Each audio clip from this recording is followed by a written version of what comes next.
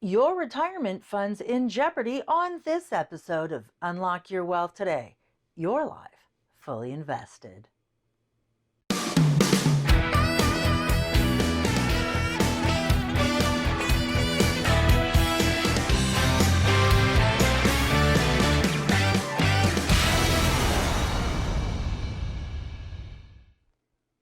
Welcome to Unlock Your Wealth Today. Your life fully invested.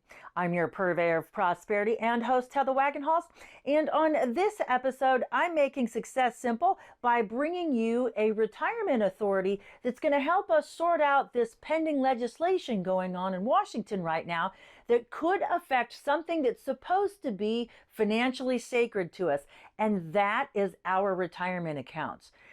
I can't make heads or tails of it, and that's why I have to go to one of our featured experts, and that's Retirement Authority and editor of Retirement Watch, Bob Carlson.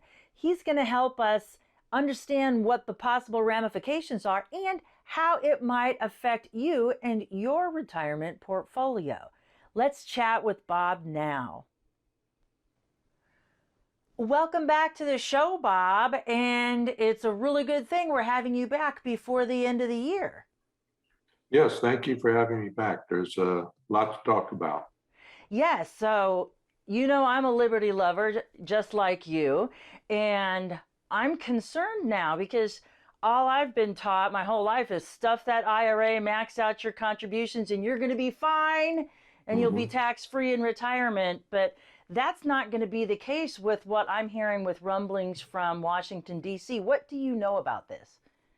Yeah, well, for decades, Congress has given people a lot of incentives to tuck money away in traditional IRAs and 401ks. You get upfront tax breaks and you accumulate all that money in there. And so now they're really literally tens of trillions of dollars in these retirement accounts.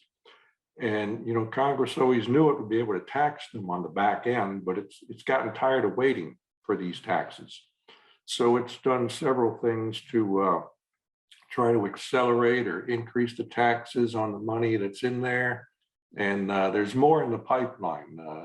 We're here at the end of 2021, and several proposals have stalled in the current Congress, but there's still a lot of bipartisan support for them. So there's likely to be enacted probably in 2022. The first one that came about was called the Secure Act, enacted at the end of 2019. And this took away what we call the stretch IRA, in which people who inherit IRAs could continue to enjoy the tax deferred benefits of them for as long as they wanted to, pretty much. And that was ended in this law where just suddenly anyone who inherits an IRA after 2019 has to take the money out and pay taxes within 10 years. So that's a big change. And Congress kind of liked the benefits of that. So it's trying to apply that to other parts of the IRAs. It's not going to really eliminate anything overtly, but it's going to do a lot of subtle things. It's going to try to get anyone who has a large IRA. One of the proposals is to have large IRAs when they get to a certain level. Well, then you have to take extra distributions out to get it taxed earlier. They want to limit contributions for higher income people. And they're probably going to do some things with the Roth IRA. The Roth IRA has been tax-free. It's been a great deal for people who've used it. And Congress sees a lot of money accumulating in there. And what happened is earlier in 2021, a report came out that one particular individual had invested well with his Roth IRA, and it accumulated a value of more than $5 billion. Wow. And Congress said, well, wait a minute, that's not what we intended. We don't want IRA balances to get large like that. So they've proposed a lot of things that would prevent people from getting large IRAs, whether traditional or Roth IRAs. And none of them has become law yet, but they've been proposed. There's a lot of bipartisan support. They got kind of tangled up with other issues that kept them from getting enacted, but probably in 2022 or at most 2023, some of these restrictions on IRAs and attempts to get them distributed faster are going to become law. So people really need to look at changing their IRAs and 401ks or repositioning them. Well, so I'm hearing this billion-dollar number with a B, and even Mhm. one is a large number, Yeah. okay? But several billion, I can see why this particular individual would be targeted because of his or her success with their investing within that. But I'm not a billionaire with a B. So when I'm thinking about this legislation, what are they considering large? Is he large? I mean, what are they kind of targeting? Because, what about the average everyday person that did what they were told? They went and they got educated, they've contributed for the last 20 or 30 years. And to them, they're not in the billions, but maybe they're in the hundreds of thousands or millions. What kind of numbers are being bantied about? Do you know that under this law, large auspice? Yeah, well, there are several things under discussion. It started out with this $5 billion thing, but suddenly when the law was written, the limit was 10 million. And once they put in a law that has $10 million limit, over the years, it's easy for them to gradually reduce that amount. And so more and more people get caught in. Another way to looking at it is anyone with an income of $400,000 or more would be subject to some of these limits. So even if you don't have a ton of money in your IRA, if you have what Congress considers a high income, and for a working couple in a lot of metropolitan areas, $400,000 is not a very wealthy couple. It's basically middle class or upper middle class, but a lot of these things are targeting people in that bracket as well. So while the headlines focus on very wealthy people, once it gets written into law, Congress knows that even if it tried to tax just these very high income people, it's not going to generate a lot of money. So they bring those limits down either immediately or over time, so it affects more and more people. Like with the Secure Act, there was no income limit on that, no wealth limit on that. It applies to everyone, no matter how small the IRA you inherit is. You have to distribute it within 10 years. And that's a ridiculous assertion because, you know, the viewers of this show are pretty savvy, and I've met individuals that have come to my different seminars, and they've only ever made $50,000 a year. But you do that for 20 years, you've earned $1 million in your lifetime. And some of those folks have been very frugal with their investments, spreading it out over the stock market and real estate to create their own millionaire next door, if you will.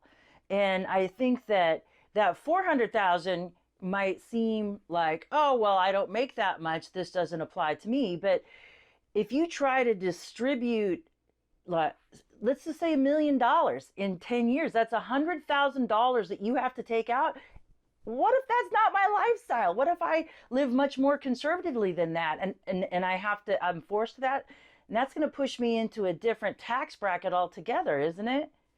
Right, and that's something I've shown in the newsletter with data that this 10-year distribution rule increases the taxes on inherited IRAs over what they would have been if the income could be spread out over a period of years. People have to take that money out in a short period of time, so it pushes them into a higher tax bracket. So they're not only paying taxes sooner than they would have, they're paying it at a higher rate. And that's the real trap here is Congress spent a lot of time, a lot of years encouraging people, giving them incentives to sock this money away. And now it's coming up with ways to tax it either at a higher rate or tax it faster than the rules were when the people were putting money in. Yeah, and it's like the money grab gets larger, but they're not keeping the distributions in pace with inflation because those numbers should be going up, not down. So you've been at the retirement watch game for many years. That's why you're one of our featured experts here at the Unlock Your Wealth Foundation.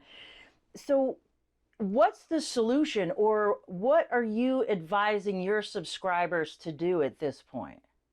Well, people need to be repositioning their IRAs and 401ks.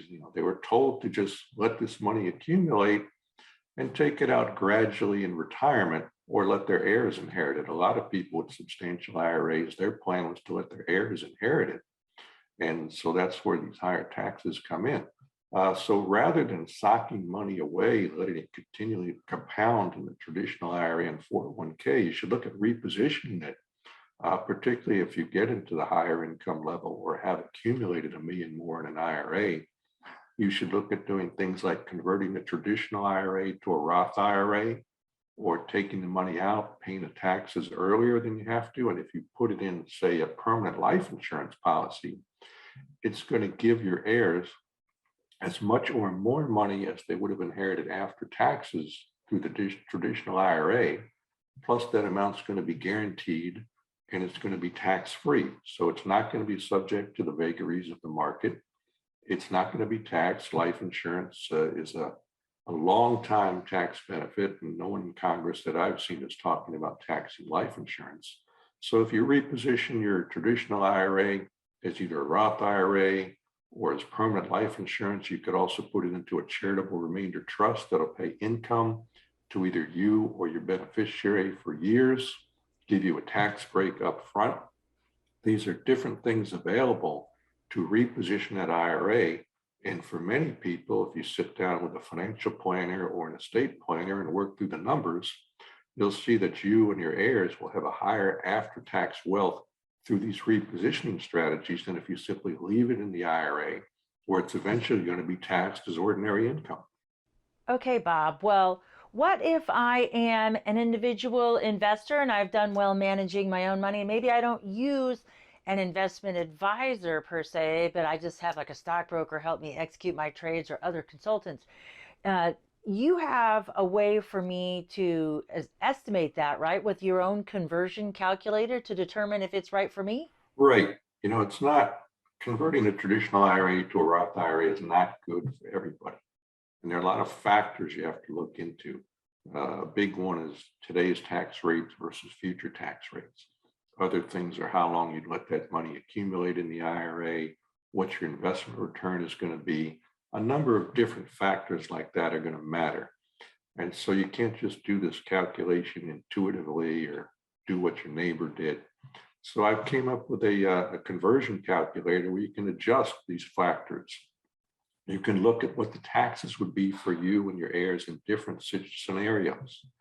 You can adjust all of them. There's a lot of online calculators for converting IRAs from traditional to Roth, but they don't let you change all of the variables. They just have a few major variables you can change, not all of them, and that can affect your results. So I developed this spreadsheet, this IRA Conversion Calculator, which, as I said, you can change all these variables and get the results under different scenarios and see when it makes sense for you to convert, when it doesn't make sense for you to convert. And then you can decide what are the most likely scenarios for you going forward and look at the results and decide, should you be converting? Should you convert all of it? Should you convert part of it? And come up with the right solution for you. That's a really great tool. And I know that my viewers are really excited that you're going to provide this to them free of charge. Is that correct? Right. It's part of our package for new subscribers. We want to show people, what kind of information we're giving them, how they can make a good decision, not go with just some headlines in the media or what their friends are doing, but show what works for you and what doesn't work for you. So we're making this available to new subscribers to Retirement Watch. Well, that's excellent, because you're right. When it comes to investing, following the masses may not work for you because your situation might have unique circumstances. So this is really excellent that you're offering this. So what's the name of your publication again? It's called Retirement Watch. We've been around for about 30 years now. We cover all the financial aspects of retirement. You can go to our website at retirementwatch.com, get more information, learn how to be a member, and learn how to get this new financial calculator. Well, that's excellent. Thank you so much for stopping by on one of our final shows of the year. I'm really excited to have had you here in 2021. And let's bring you back in 2022 so we can determine what, if anything, has happened and you can update us on this situation. Does that sound good to you? Yeah, that'd be great. Excellent. Well, thank you again for being a part of the show. And for those of you who are listening and are looking for a link for that special subscriber link where you can get your free Retirement Watch conversion calculator, all you have to do is visit unlockyourwealthtoday.com, where you can visit Bob's show page, get the links to all of his great resources, and so much more. Thank you so much for being a part of today's episode and our final episode of the year. Stay tuned next week, or next year as the case may be, where we bring back our quarterly guest host, Jim Woods, and we review the final quarter and take a look and wrap up 2021 for us financially and get his predictions on what he thinks is going to happen in 2022. Thanks again for stopping by. That website, one more time, is unlockyourwealthtoday.com. I'm Heather Wagenhals, and I'm making success simple for you. Now go out and unlock your wealth today. UnlockYourWealthToday.com is produced by Heather Wagenhals and the Unlock Your Wealth Foundation. Unlock Your Wealth Today and affiliate brands are copyrighted 2021 by Heather Wagenhals, all rights reserved. For more information about the Keys to Riches financial philosophy or this week's free strategy, please visit UnlockYourWealthToday.com.